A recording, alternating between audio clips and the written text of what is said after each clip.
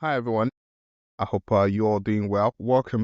This is Flourishing with Victor Count, where we try to dissect different topics around flourishing and look at constructs that can help us to reimagine what flourishing would look like in our time today. And I'm really excited about our guest today, who is not only a good friend and really in the tradition of what we do here. I always try to invite people that I have some kind of relationship with or friendship with. Met the guest recently when I traveled to Baylor University and had an opportunity to connect and saw that we shared a lot of things in common. So it's been wonderful to try to connect with him, and hopefully that, we'll see how to not just stoke the relationship, but also build on it in the coming years. But I'm really excited to welcome our guest. His name is Uche Anizor. I'm trying to pronounce it well so I don't embarrass my ancestors. And the reason why I say it is because Uche and we're both Igbos, so I wanted to make sure I'm kind of representing it well so that people don't laugh at me. But um, but I'm really excited to have Uche on this podcast. He's an associate professor of theology at Baylor University, and he's written a lot of books, actually, things on different things. I don't know if I would classify him as a systematic theologian or a practical theologian, but I think he kind of fits between both, and he does a lot of interdisciplinary work. And his recent book actually it's titled Congregational Apathy.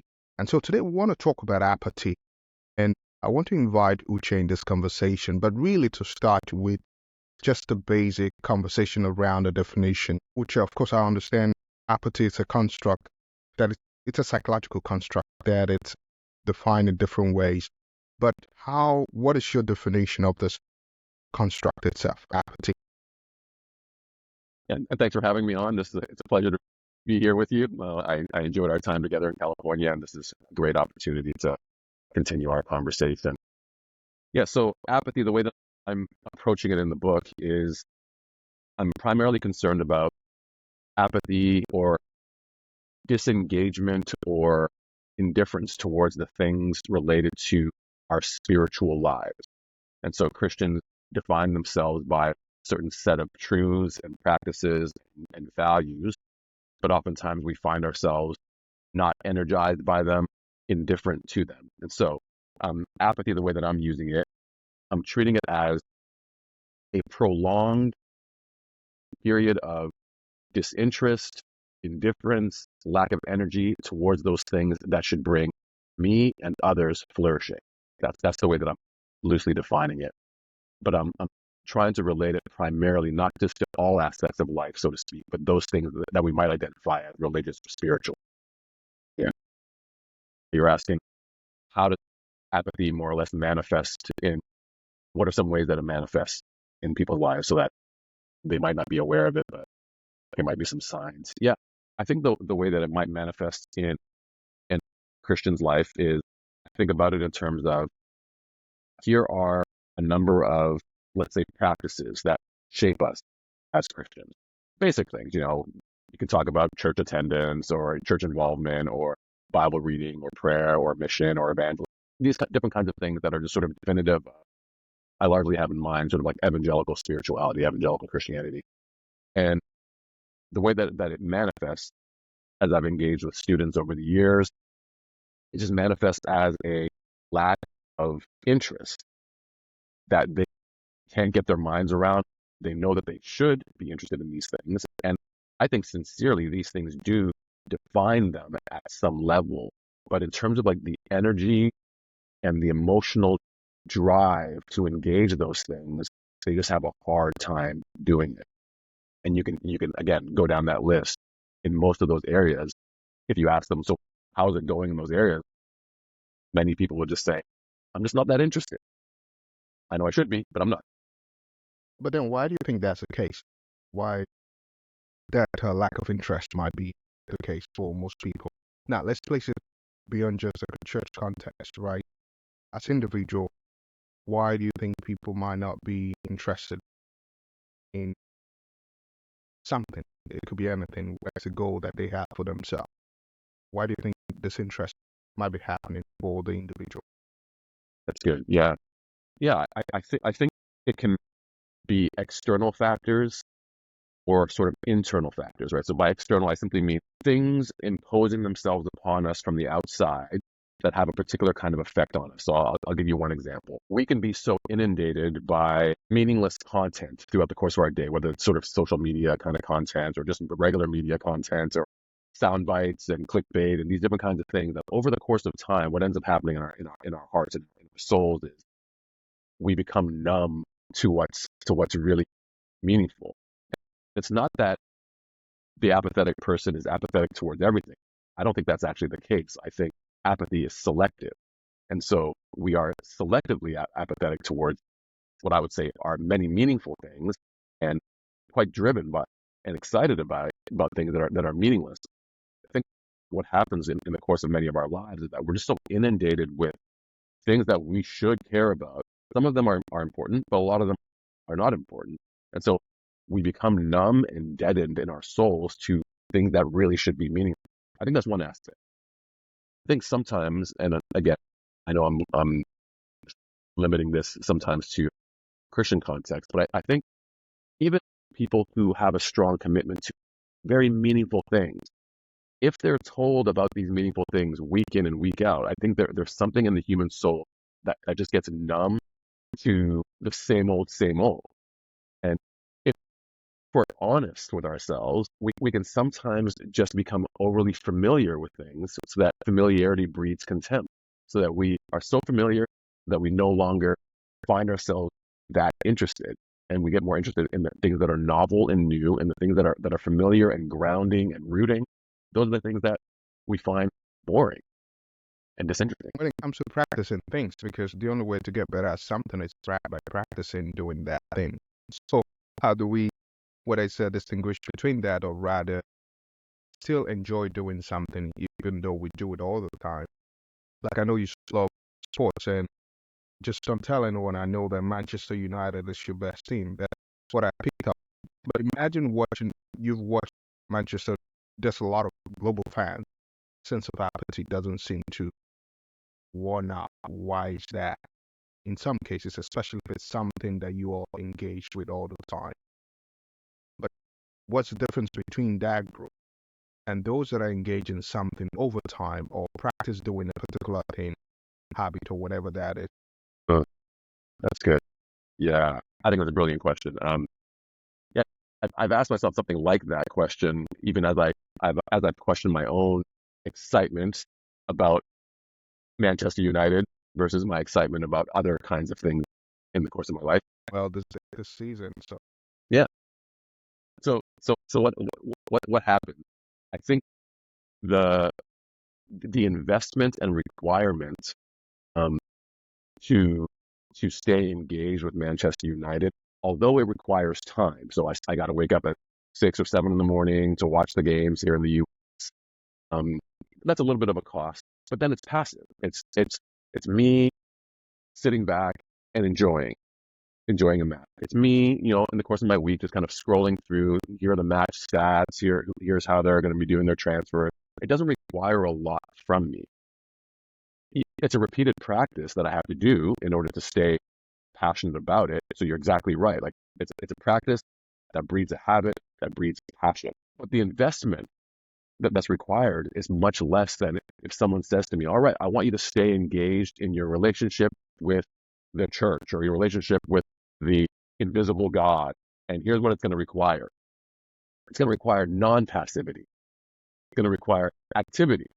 And it's going to require like yourself, like as a person, like yourself, and not just sort of like this aspect of yourself, which is sort of passively engaged with a sports team, right?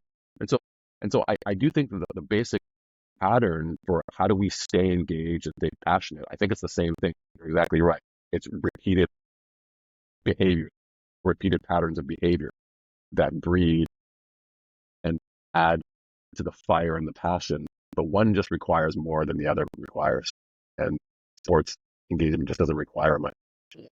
And it sounds like what you're saying, especially with apathy, that for most people, it seems to have this three, that the lack of either maybe one of these three aspects might lead to that.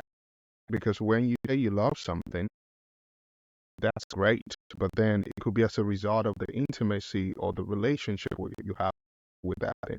But that's not sufficient because Mhm. Mhm. I think that's exactly right, and it's interesting that you're coming at it from a psychological framework. But in the sort of ancient writings on what I'm calling apathy, but what ancient writers called acedia. Acedia is normally translated into English as sloth, but what it actually refers to, as it sort of gets developed in the Christian tradition, is it actually refers to a lack of love. That's effectively what it is. It ultimately is a lack of love for him who is most lovable, God himself. But then it also ends up being a lack of love for neighbor and a lack of love for the things that should lead to a flourishing human life. And so I think you're onto something there. I think that's precisely what it is. Ooh, that's a very good question. Mm, Good. Yeah, as you as you were speaking there, it became clear to me that I think in my experience, it begins with commitment. It begins with a lack of commitment. So what ends up happening is people, for lack of a better term, take their foot off the gas in terms of like performing those things that demonstrate commitment. Then comes sort of like a downgrading of the sort of intimacy, because intimacy again is bred in the context of like commitment. And then when the intimacy is gone, then who is the person or what's the thing that I'm engaged in? The passion fades, right? Yeah. I think that's the sequence. Mhm. Yeah, it's interesting. I just read something recently. It's from a book called you might have heard, I think it's called The Great Dechurching. And I haven't read the book itself. I was reading a review on the book, and the review was talking about how you have this group of people who have supposedly left the church. Again, I know this is a broad audience. You have a broad audience, but let me just talk about the church here. So you have a number of people who have left the church, and when they were surveyed, they were asked, "So what are the reasons? What are the reasons?" And the general story or the general narrative is people are leaving the church because of church scandal, church hurt, these different kinds of things that are legitimate reasons. But over 50% of the people who are leaving for things like, oh, so, my kid has sports on Sunday, or COVID, we still haven't gotten back from COVID, or it's just nothing that's like directly attributable to the church and its shortcomings or whatnot. It's just like, yeah, I'm just kind of busy and other stuff is kind of just more important, right? And so that really struck me that there what contributes to congregational apathy, we might immediately want to jump and say it's something inherent to the congregation. And it might be. But this particular set of studies shows that 53, I think the number was 53% of those people who are not returning to church, it's for benign reasons that are external to church life per se. I know. And it's a battle, like, go ahead. No, no, no. So it's never generally good policy to say here's kind of what everyone else is doing. Let's just kind of have our own version of that. That actually leads to a greater exodus. Sunday sports is something where, and essentially what they try to do is to create, because in that community there's a lot of playgrounds, and people are playing soccer. And they make sure service is like, we're going to play soccer this Sunday. Yeah, Worth a track. I mean, I get that. I think what typically happens in those scenarios is the version of it that people get outside of the church is better than the version they're going to get inside the church. And so at the end of the day, why would I do the church version? It's more lame than the one that I'm getting in. And so back to your question, let me just give you an example. So my youngest son is a part of a soccer team. And this soccer team, when we first signed up for the team, we thought it was only going to be on Saturdays. And we said, we can handle that, no problem. And then he started to move up the ranks a little bit. And they started to have games on Sunday, rarely. But now it's games almost every Sunday, tournaments almost every weekend. And so our value for our kids is we don't want to be, just dogmatic about it, but we want them to understand the church is your community. your primary community, and we want you to value that community, whether you fully understand the value of it right now as an 11-year-old or not. We want you to grow up with a sense of like the church is a formative community that's really for my good. However, there is this real alternative community that he has on his soccer team. And they actually view it as like a community. They don't just view it as a team. They really do view it as, and it's a really good team and a really good community of people. But they're competing communities. And it's the challenge we have as parents right now is trying to give a vision to an 11-year-old for like the value of this faith community over against this other community that's of value, but we don't see that as of greater value. And so I think what's happening in the context of the local congregation is I think we oftentimes do a poor job giving people a sense of what is the actual good, or what are the set of goods that comes from your engagement in congregational life. Goods that you probably cannot mimic entirely by divorcing yourself from that community. As I think about my church, now I love my church, but I think one of the weaknesses of my church is that the average person doesn't have a strong theology or a strong philosophy of what the church is. Really, you're right. You're right. That's right. Yeah, good. Yeah, so you're the psychologist, I'm not. So I'm just going to speak as sort of like a just talking about these things and just trying to tease it out from our own different, perspective. standpoint. Yeah. So yeah, from a pastoral perspective, as I see it, I see compassion fatigue as a cause of disengagement or of apathy. And so compassion fatigue, what people experience, especially those in helping professions, this sort of overwhelming sense of like the problems and the issues that I need to engage are so much for me. And I'm trying to engage in them. And at some point I hit a wall. And then what happens when I hit the wall? That's the question, right? So one of the coping mechanisms I think when we hit the wall is to disengage. And I think once we disengage, that's when the danger of apathy comes in. So you disengage, but the more and more you disengage in sort of like a self-protective measure, the more and more you disengage, the more and more you stop caring about the thing that you once cared about. And that's the irony of it, because you really do care. And the care drove you to fatigue, but then the fatigue drives you to disengagement, and your disengagement drives you to decreasing amounts of care, if not managed. And so if the compassion fatigue isn't managed or dealt with, whether therapeutically or otherwise, yeah. Some have that sense of apathy and not really care so much about what's going on.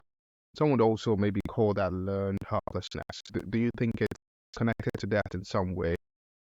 Learned helplessness is sort of phenomenon where people come to a point where it's similar in the sense where they don't care so much because they feel helpless in the situation either way. Because over and over, either they've been burned out or they've been. Yeah. Yes.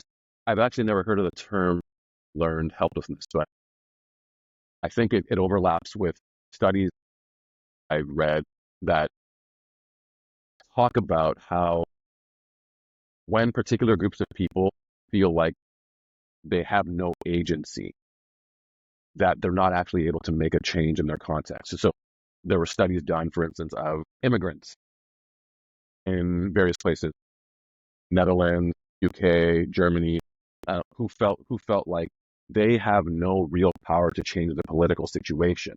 And so these are studies on political apathy, political or social engagement, apathy related to those things. That over time, these groups disengaged from sort of political, because they felt like they're helpless. They have no real ability to make a change, right? I think that happened in a number of ways, professionally, politically, socially, whatever. And so it is a learned behavior, and it's an understood. I think I can empathize with that behavior. It's the sense of I feel helpless, and so if I can't move the needle, if I can't change things, why bother? And that's the mantra. It's the why bother. Yeah. Mm-hmm. Mm-hmm. I remember seeing this in a small way about, I don't know, it was about 20 years ago. I was working for 3 or 4 months in an automobile factory. And one of the guys I worked with, two of the guys I worked with were Egyptian immigrants. One of them was an engineer back in Egypt. One of them was an MD. Now, so keep in mind here. So I'm working with these guys at an automobile factory. This was back in Canada, and the one thing I noticed, especially as I talked to the MD, because that was something that I wanted to pursue back in the day, I noticed that there wasn't a drive.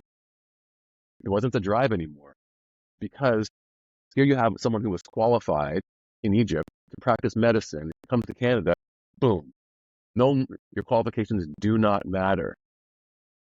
And and I think that reality of like, I can't, or the difficulty in changing the circumstances, I think he sort of acquiesced to his circumstances.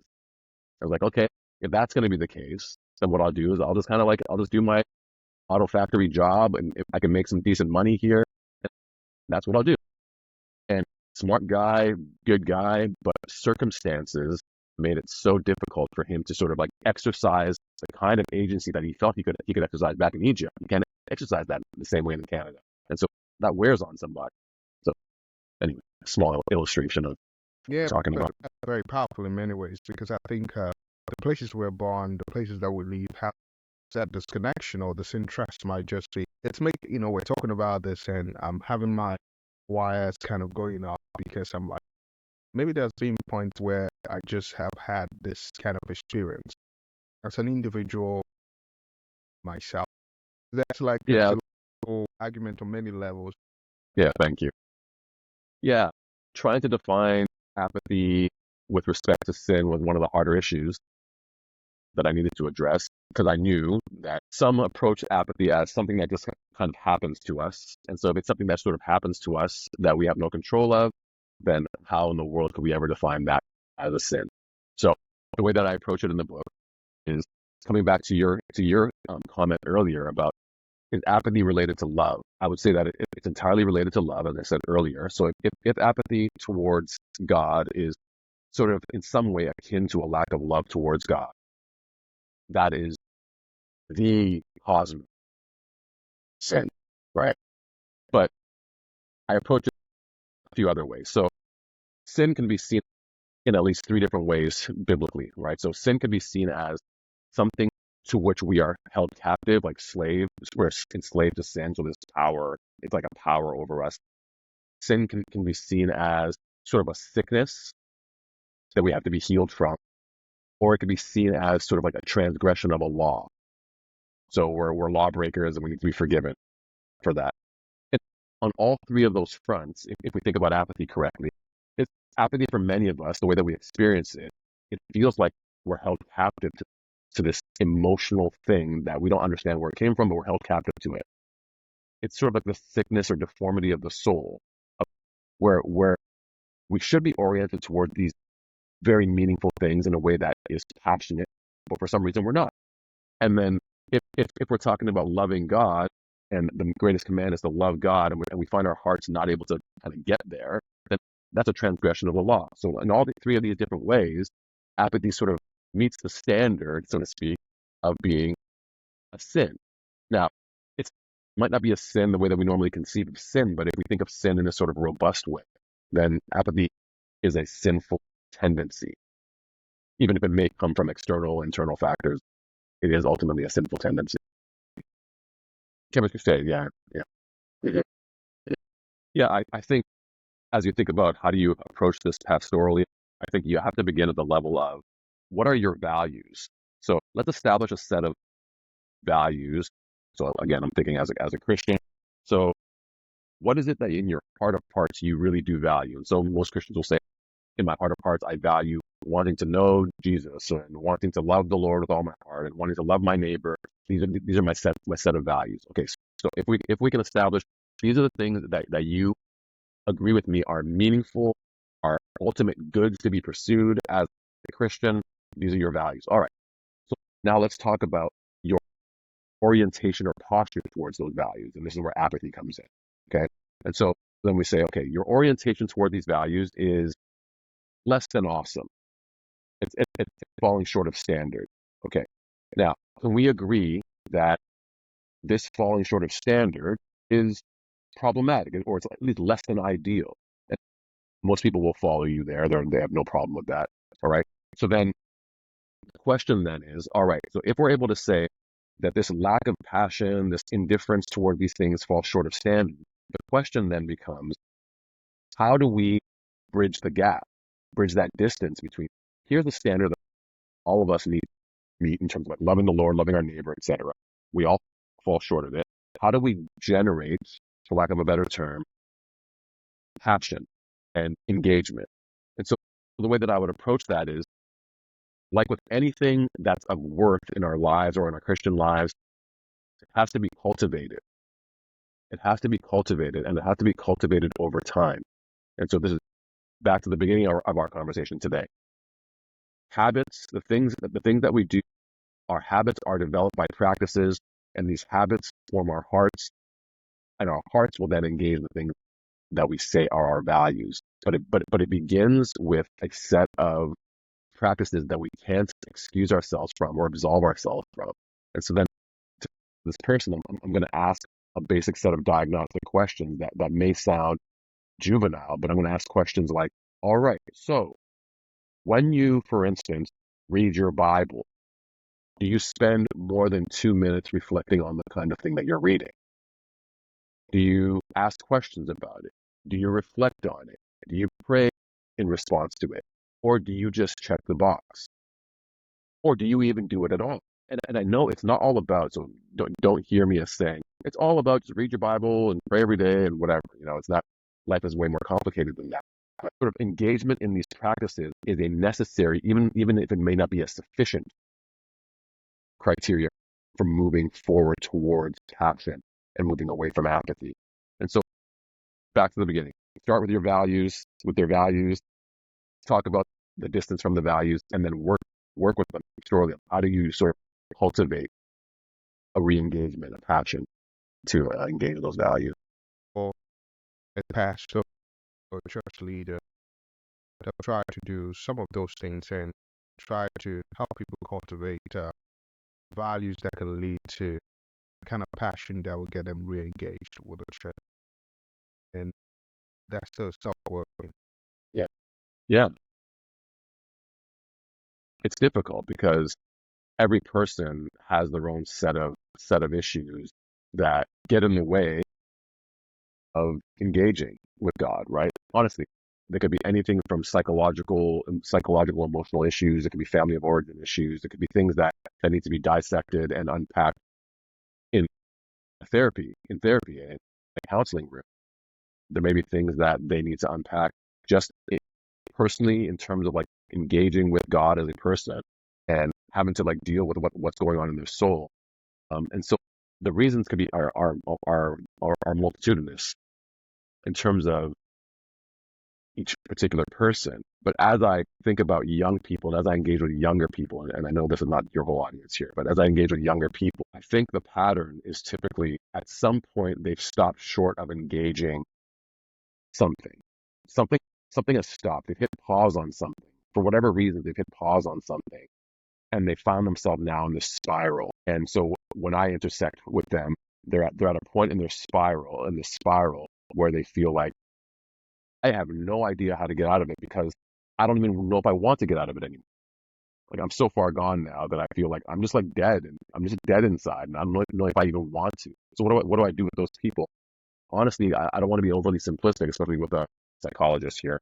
I don't want to be overly simplistic, but I want to say to them, return to the basics. Yeah, I was going to say that exact line.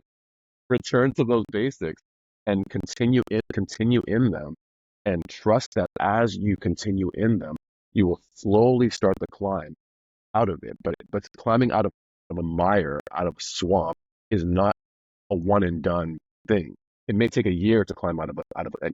And for those of us who have dealt with psychological issues and emotional issues in the past, we know it takes years sometimes, years. And so some of us are dealing with these psycho-spiritual issues that we need to unpack. And Yeah, it takes time. so true. What is it in our culture today? I know you made an argument for this in your book. One thing in our culture that is very much shaping the culture of apathy today. One thing you could say in our culture today that is shaping that. that is impacting not just the young people, but almost everyone, where there's this Yeah. sense of indifference. Yeah. I think I'll go back. Yeah, I'll go back to what I said earlier. I think my gut is to say that the primary thing is an inundation with triviality, with things that are just so massively trivial. I think our lives are just overwhelmed by the trivial.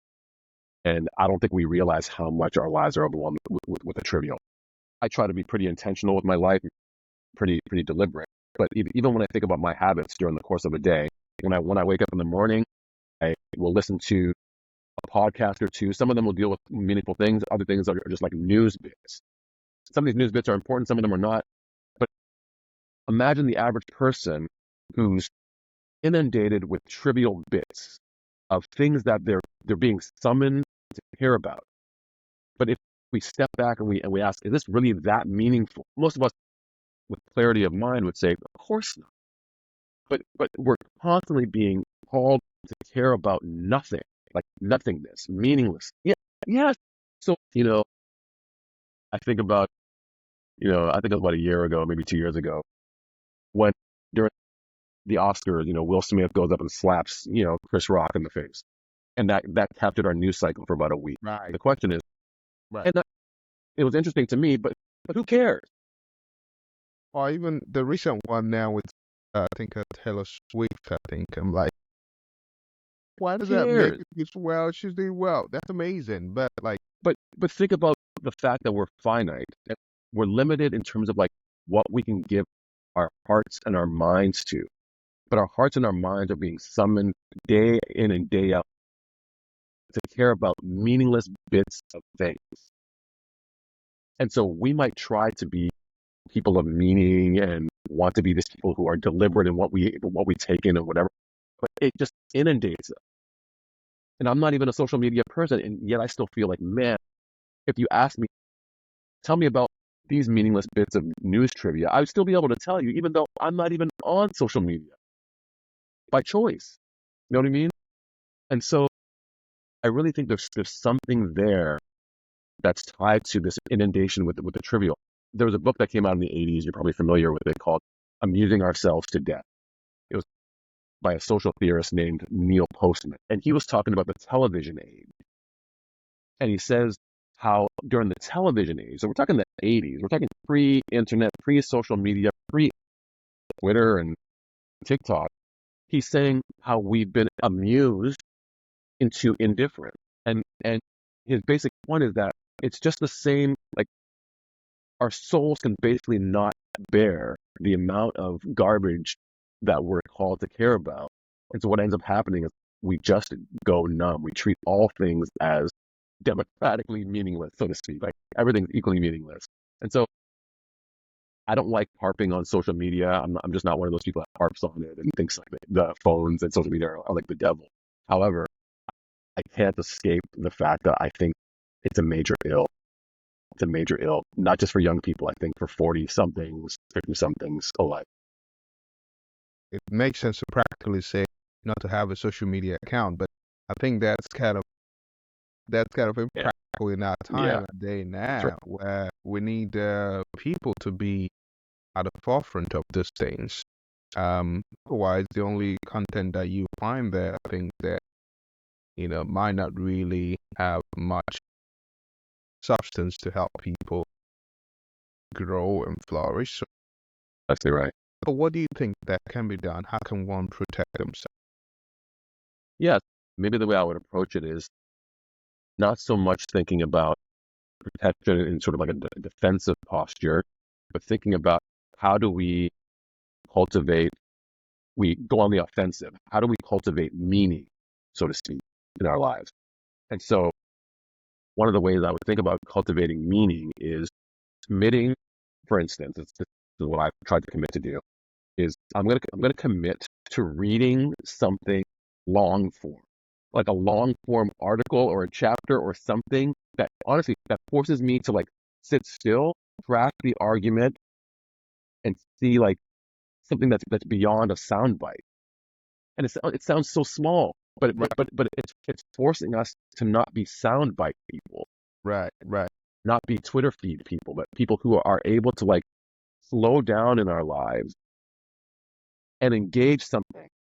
And just enjoy what is the art that comes with that kind of content or just a conversation. And it's funny you're Yeah, saying this because recently I noticed that that's been a problem in the world that people don't have even 2 minutes to give to listen to stuff. And so what happens now, even most content creators, what they do is they have to split videos that's in a right. couple of minutes They so chop it that, up. yeah. And if you have the long form content, most people wouldn't take the time just to listen. So it, it's, yeah, that's interesting. That's a really good one to make that effort, that intentionality in trying to just sit still and just immerse yourself into something. Yeah, that's amazing. Is that one of the things that you do yourself, in terms of, is that the practice that you Yeah. regularly engage in? Yeah.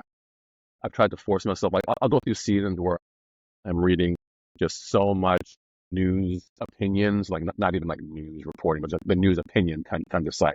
And then I realize this is just not good for me. I'm just I'm angry. I'm frustrated. I haven't learned anything in the whole process. I'm just trying to have people confirm the things that are going on in my brain already anyway. And so during those seasons, I say, wait a second, what's going on? And I step back and I ask myself, what's the last book you read?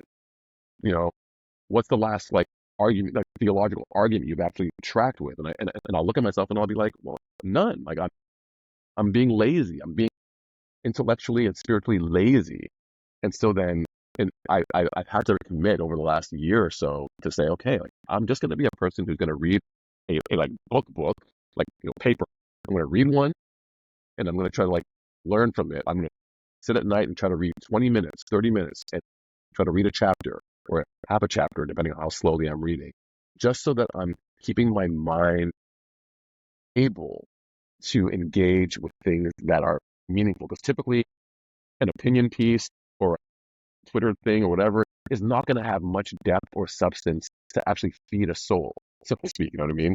To feed a mind, to make me a deeper rooted person. I have to read something that requires sitting. Yeah. So anyway, yeah, I've committed to doing that. That's brilliant, man. I think we're kind of wrapping up with this, but wanted to ask you, what are you currently working on now? Especially now you have your sabbatical. Is there like some book on the horizon or some project that you are? I bet you won't be sitting down reading peer review articles if there's nothing coming out of that. So I anticipate there some ideas. Yeah, so I'm not doing anything related to apathy right now in my research, and so my research is kind of taking two different tracks. They're loosely related, but not entirely related, and they're both sort of theological. So I have an academic project that I'm working on. It's sort of like asking the question of what is the task of dogmatics or systematic theology, and so I'm trying to write a sort of a constructive account of it. Here is actually what we're doing and what we're called to do as theologians, and so that's a book project that's due last month. But I'll try to submit it by the end of the year. And then I have a general audience book that I'm working on right now. I'm calling it The Grace of Scripture, and I'm trying to just argue that one of the reasons we have a hard time engaging with some of the harder teachings of Scripture or the countercultural teachings of Scripture is that we honestly don't believe that it's good for us, and we don't think that if Scripture is in some way a message from God, is God actually for us and for our flourishing, or is he actually just against us and cruel? And so I'm trying to argue that Scripture is a gift, and it's a gift that gives gifts. It's one of God's primary ways of blessing his people. And so it's just 20 meditations on Scripture as a gift. So it's a general audience book. The other one is an academic project. That's amazing. I'm definitely looking forward to those projects, and hopefully, at some point, we could think of how to do something, do some work together. I'm really excited about your project and the things that you've done, and thank you for shining the light. Thanks for having me on. Thinking about the last question that I might ask, and nothing is coming to mind, but maybe I could throw the ball back to you and say, I know you probably will have a question for me before we wrap up. Any question, anything that you want to ask, or any statement of fact, or No, I would love for you to just tell me. So, like this podcast, how does it fit? How does it fit in your broader project? Your what you're trying to do as a scholar. um, it's a good question actually. Recently, I realized that on one hand, we could just write stuff in public, track some of the conversations, and of course, we do want to split short form contents for people that might not want to sit through a long conversation, and then we could see how that could, help people essentially. But also, it's a pet fun project for me. I wanted to just have fun with it. It's good to, and that's something I'm trying to do these days, just to have hobbies that kind of excites me because I have a lot of energy. And so sometimes if I put my energy into one thing, sometimes it gets, so I'm spreading my energy. So it's a way to, on one hand, time myself out, but also on the other hand, keep the momentum going so that the passion of the fire doesn't wane. Probably tell you more about the reason why I'm doing this after we'll stop the call. But Sounds it's been good. wonderful really having you, and I want to thank you. If you don't know Uche, actually Uche, I didn't tell you my Igbo name. It's actually Udoka. Yeah, Huh. Udoka. So it's a name. Well, now I'm kind of I love the name. Like it's too late, but maybe Yeah. at some point I might just switch to Doka Counted. But yeah, it's been wonderful talking to you. I want to thank you for making the time. I know there are many places that you could be now, but thank you for making the time for this. And I'm definitely looking forward to your work, your stuff coming out, and even hopefully the work that we possibly might have. Thanks for having me on. All right. And for those of you that are watching, I hope you drop your comments. And if you have any specific questions for Uche, do drop that in the comments, and I'm sure that we'll find a way to get him to. No, because I'm a Neanderthal. I'm so you're gonna have you're gonna have to email me, and my Biola email, my university email should be accessible. So possibly just do a Google. I'm sure his handsome face will pop up, and you'll find a way to get his page university, Biola University's webpage, and connect with him. But it's been wonderful talking to you, and all All right. that. Okay. All right. Take care. Bye bye. Just hold on.